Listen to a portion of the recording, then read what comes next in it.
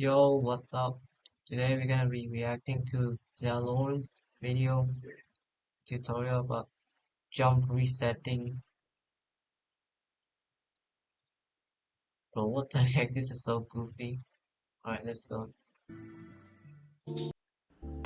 I'm sure you've all heard of jump resetting, one of the most Yeah, we all heard of it. So why you ask? commonly used techniques when it comes to Minecraft Bedrock PvP. Although you may think you're already good at it, I can nearly guarantee that in this video you will learn at least one new thing And how's that one new thing about jump reset gonna change anyone anyway? about jump resetting.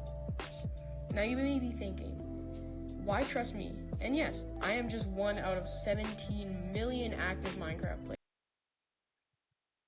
Why trust you? I don't know. players making a YouTube video, but chances are I know a lot more to PvP than most of you do. I'm currently You know most about PvP, but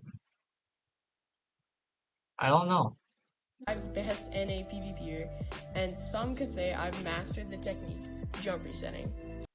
Are you sure about So that, in bro? this video, I'll be going in depth on Jump resetting is more complicated than you think, and you guys already know that. how to jump reset and showing you a few secrets that I have that will help you get better at jump resetting.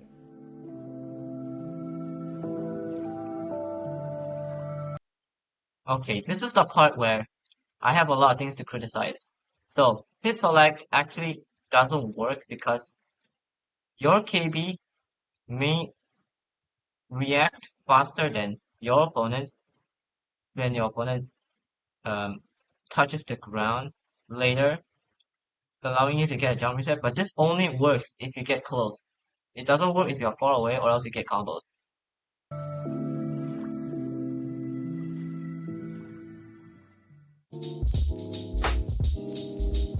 Hit selecting should be the first thing you do going into a trade.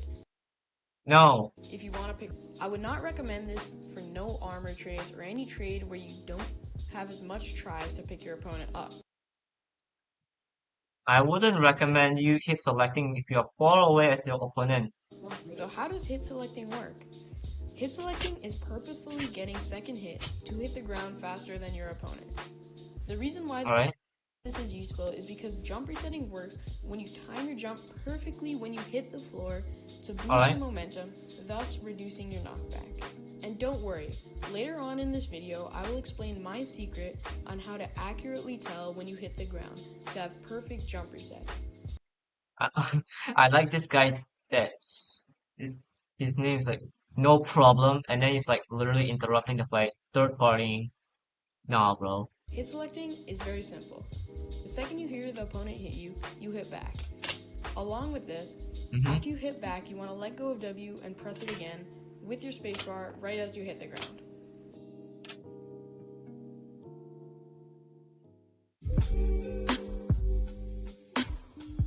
Now that you know how to hit select, let's talk about where to aim. Bro, this is gonna be in a part where I'm gonna criticize a lot. So stay Common tuned, guys. misconception in Minecraft PvP is aim straight for the head when going into a trade. And yes, this does increase your chances of getting first hit, but what many people don't know is that it actually decreases your chances of hitting a jump. No, you are actually wrong. And here's why. The whole reason why you look at the ground to jump reset is to see how far you are to the ground. But in fact, if you can just look at the head and just hold down space, and you can actually get better combos than what this guy did. Reset. Here's a slowed down clip of a jump reset from the top tier sumo player Potatoes. If you look at his crosshair closely, he's aiming at his opponent's legs. This is not his legs, little bro. It's literally underneath the neck, bro. Are you serious, bro? Now, if we look at the second hit, he bobs his head down slightly towards the floor while pressing his Floor? Bro, it's still at the legs. Come on. Get better at positioning. spacebar, which makes him easier to jump reset. Now, although it may seem like you have to aim exactly like that, where to aim varies between what ping you have. It doesn't matter what ping you have. is whether you can able to either click the spacebar perfectly down to the ground or just miss the jump reset and get freaking comboed. To simplify this down, this is how it'll affect your aim. I'll explain where you should aim for each type of connection speed you have to the I like his 360s is missing. Like, look at this, bro. Look at this, bro. For 0 to 30 pinged players, aim at waist first hit, bob down your crosshair to the Finally, some positioning. Like, no positioning errors. Here, it's like literally the waist. This is literally the waist. But then, bob down towards the feet on the second. feet? No, you're wrong. Your error is so wrong. It doesn't matter what aim, what thing you have. Whatever, I'm gonna skip this part. Let's go to this part here.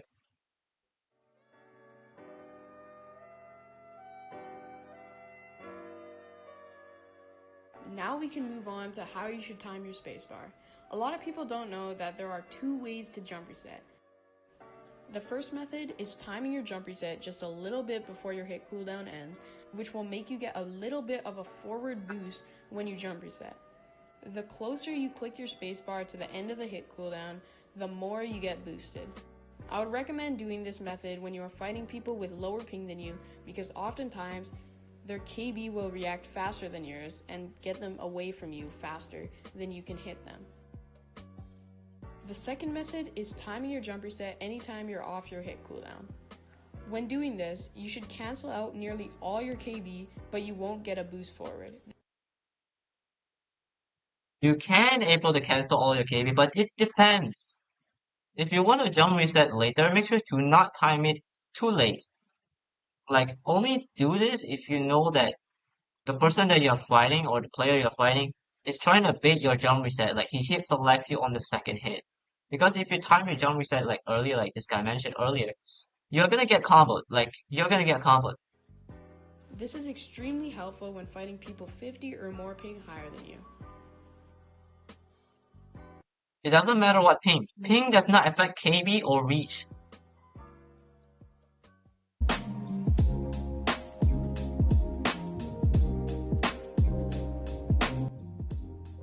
Nearly everyone in this video knows what the range of CPS is, but did you know that 12 CPS can actually be better than 12 CPS is not worth it, guys. 12 CPS literally ruins your hand fingers. I recommend you click 10 CPS instead because it's much better and it saves up a lot of energy for you to even combo. Like, if you used up so much energy on one player and then you fight another player, you're gonna literally lose the game. 15 CPS for PvP? Let me explain. Unless you have like, unless you are like the strongest boxer in the world like Mike Tyson, then go ahead. I don't judge you. As I said before, jump resetting only works when you hit the ground. Luckily, the amount of time it takes to touch the ground is the exact same amount Exactly. So that's why people are missing jump resets and they cannot able to get a combo. Because of this. Huh. Interesting. of time as the Minecraft hit cooldown, 500 milliseconds. By activating Paper Doll or looking at your hand, Who the frick have time to look at paper doll? Or their hand even? We are focusing on the player that full time and how are we supposed to even look at the just look at the player, how much red cooldown it is, because normally you click at the same time as the other player does. while you're PvPing, and you can see As shown as the video exactly when you're out of your hit cooldown, in the video. which is when you have just stopped turning red. The reason why 12 CPS can be better than 15 is because it is a multiple of 2. Exactly. So that's why 10 CPS is also better because it saves up a lot of energy. So why do you Otherwise ask? known as a multiple of 500 milliseconds. When you are clicking 10 CPS is also a multiple of 500 milliseconds, silly. exactly a multiple of 2, the time that your opponent is out of the hit cooldown is extremely little, preventing them from being able to hit their jump reset and boosting your chances of hitting yours. Have you ever wondered why it's so hard to jump reset against drag clickers? This is exactly why. Because when you drag click, you're clicking This is literally exactly the same thing as time hitting. Duh. enough CPS to make that time where your opponent is not red very low, making it nearly impossible to jump reset. But let's say you're Nearly impossible? Are you serious? You're unable to drag click. Here's how you can mimic the effect of drag clicking with any of your regular clicking methods. Just time hit lah. What's so difficult? If you normal click 6 to 7 CPS, then try getting exactly 6. If there's anything I want to say about this, is that do not normal click. It's literally the worst clicking method ever. You will never get the first hit, nor get a jump reset. Instead of varying between the two. If you jitter click 13 and just can't get 14, try slowing it down a bit and getting a consistent 12 to get better hit reg. Get a consistent 10. It's way better that way. I've told you a million times. If you butter or jitter 16 to 17, try finding a way to get exactly 16, once again, to help your hit reg. And so I think that concludes this video. I went through... Yeah, that concludes your anguishing thought of trying to ruin everybody's life altogether. Congratulations, zalorn. Pretty much everything I know about jump resetting, and it helps me out so much. I'll see y'all later. Alright, bro. I'm done, bro. Get the frick out of here.